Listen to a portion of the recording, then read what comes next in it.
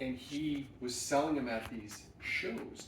And he said this old guy, 80 years old, walks up to me, looks at the knife, picks it up. He knows a lot about knives. He says, "It's a gorgeous knife." He said, "Yeah, thank you." He said, "How much is it?" He says, $39.99. He says, "You're too cheap." And that's called something where people perceive price as quality, an indication of quality. So he said, you need to be selling these at $100 a piece because they were gorgeous, the workmanship was there, and the guy knew it. But the people who can't distinguish the workmanship look at the $39.99 and think it's an inferior product to the $99.99. And I got off the phone and the hairs went up on my arm and I said, wow, that was a real world case, right? And diamonds is another example.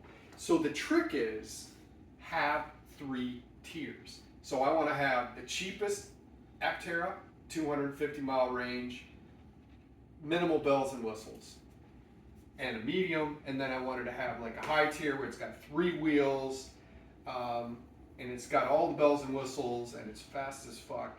And that way you do 2 things. One, the people who look at price as an eliteness, now you're capturing that market, because otherwise they think that's just too cheap. And then 2, you have all this wider market, and the competition is intimidated by the fact that you have all these tiers, right? Most cars have multiple tiers, right? Your car has like 4 different versions. And so you have tiers within models, or you have model tiers like Civic and Accord, but you also have tiers within the car. And price is weird to people, right? And that is, if in another life I would have loved to have been an economics professor, because it intrigues the hell out of me. So I think the solution is to have 3 different options, right? And then multiple colors within each option, right? So when all is said and done, I have a website in my mind and it has 3 different versions, right? And then maybe different colors down the road. And that way people look at it and they don't go anywhere else, they just stop, because they have choice. And people, remember Ronnie?